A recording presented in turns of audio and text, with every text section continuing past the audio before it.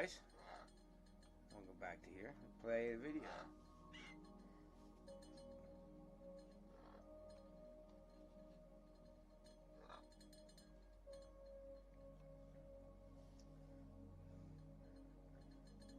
I know I should have made it a little more light on the subject, so I guess I should have.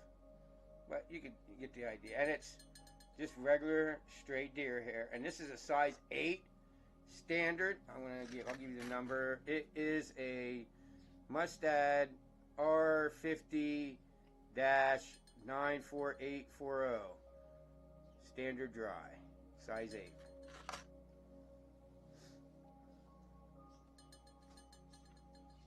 I'm gonna keep moving us around, guys. Sorry, but I'm gonna move you around so somewhere we're not affecting anything to tie. There we go. That's good. Maybe that's the best place to be. Are you watching this live? Oh, that's cool. Yep. Any comments? Not yet.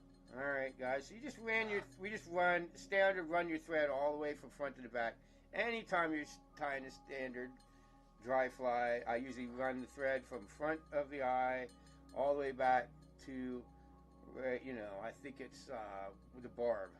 Is straight up from the barb is where you end the thread, and most start your tail there, right?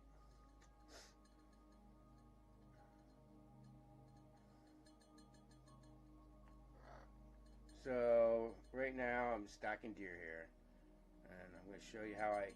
So what you do is you grab after you put in your stacker, you want to go through the back end of the deer hair to get all your webbing out, all your extra material, so it's not you don't want it to be really bulky because you're trying to keep that body thin.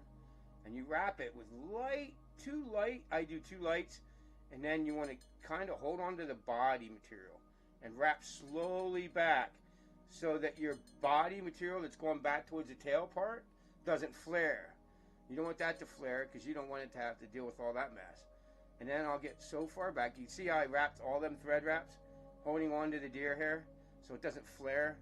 Easier to control. And then when I get so far back, I'll pull up on the deer hair, see that? And I'll cut it at an angle so that the body naturally the hair helps taper the body, because you want it to taper from a wide up by the head, right, of the fly, to the tail. Wants to be thicker at the head, smaller at the tail, right? So you're going to do that. And you're going to also use the tail to build up that material, right? You guys know what I'm saying? So, all right, so when you're wrapping your thread back, you're going to start building that up. But you don't want to put too many thread wraps in, and you want to be careful because this thing will spin around the hook, right?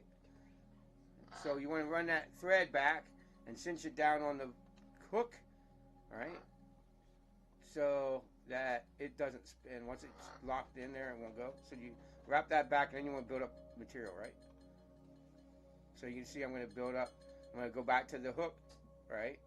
And that'll secure it so it doesn't spin. And then you want to build up your material.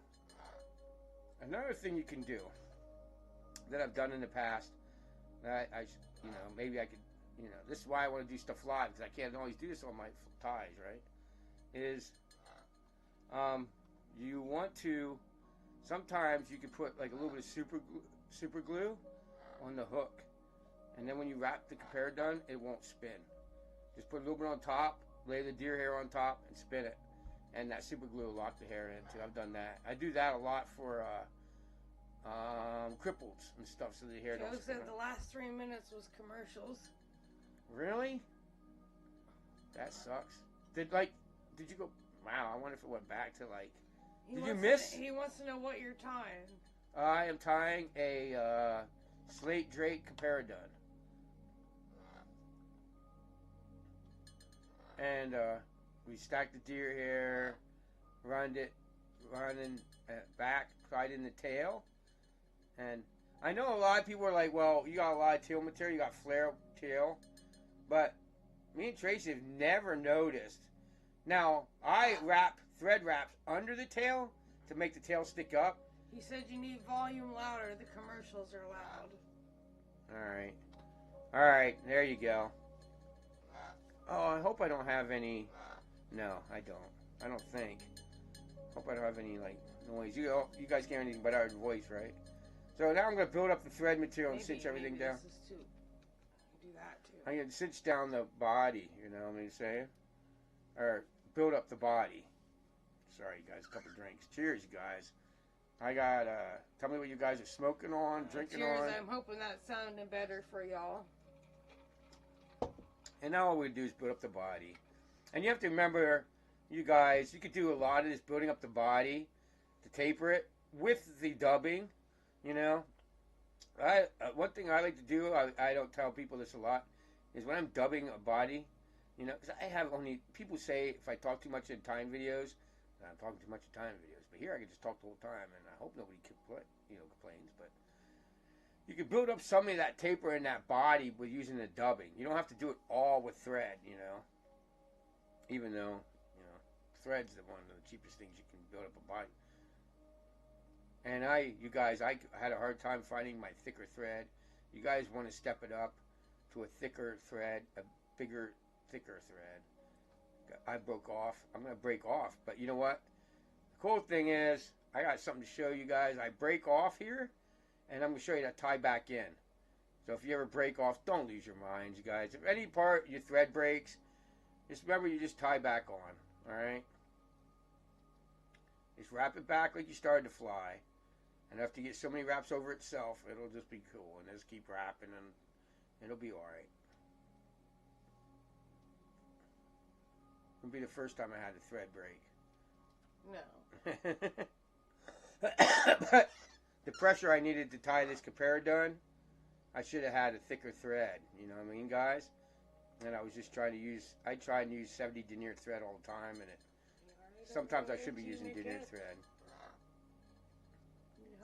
So now this is the same dubbing as you would use. You want that blue tint that comes with the muskrat, and what you would do is you would, I was going to show this, and maybe I will on another one in the future, is how to trim the muskrat. You can trim the muskrat. In this case, you trim the muskrat, you want to leave the guard hairs in the muskrat when you trim it off a little bit. If you're doing like an Adams, you don't want any of that guard hair in. You can shave it off the razor and then cut it out with the scissors. But I'm going to show you all that, actually getting it off the animals themselves, because that's where we didn't get our dubbings all from rabbit back in the day. And I noticed that when they dye this, if you ever have a hard time catching them or matching the color with the Slate drakes, go get real muskrat. Look at your tying shop, because it has a blue tint, and if they're getting selective, you might need to tie these with the real muskrat. This is actually gray, or Adams dyed rabbit with the guard hairs in it. So this is our dubbing block too, but I wanted to show you guys how to get it from the muskrat. Sometimes I'll just tie the muskrat because I get really selective trout. And if you have really selective trout in colors, they need that blue, really weird blue tint. You guys that ever, you know what I mean. You pro dry fly fishermen, some of them know. See, I'm tying back in. I'm holding the string in my hand just like you would. And I'll pull the hair back and wrap over itself. You can see the tag end hanging down. Alright, I'll keep wrapping that back. It don't matter as long as you're wrapping over the tag end. And then there's the piece that broke off, the tag end. Just cut them off, wrap them both up in the thread, and boom, you're done. Cut them off. Here's the tag end. And then I show you the other end. Okay, and then now you just keep wrapping it over itself, and it's done. It won't come off. And boom, we're gonna add a little more dubbing. I like on my compare duns to add dubbing in front of the wing or in front. Sunshine says dub it. Dub it. Hell yeah, dub it. Always dub it, don't you? Dub it. Hell yeah, she says. Hell yeah. Dub it. Heck yeah. I like that little dubbing in the front of that. And it helps keep your wing up. I was doing them before, and I wasn't doing that when I first started these, which was only yesterday. No, Not very long ago. Ask Trace. Not very long. I've only been tying compared duns. For not long. Yeah, just recently. Now I fish nothing usually but compared duns. A lot. I always fish them. And there's a reason. I'll talk about that when this fly's done. I'll explain more of how I tie them and why I fish them. Oh yeah, that's right. I'm going to show you. I got to fan it out. That's really thick there here. You can ask Tracy though. We could skate these across the surface 100 times, a million times. They will not sink. And you make a really good dry dropper setup for this time of the year. Is you could put one of these big comparaduns on because they will be hitting these, and drop off a like a little teeny. Oh shit! One of them little bitches out right now. Little biting bastards. They don't bite yet. They're like a mosquito though. The gnat? Yeah. What do they call them? They're like a gnat. Shit, guys. I had a couple. I can't think of it right now. But yeah, you could drop a little teeny nymph off these. You know, and then fish them, and they'll take the dry or the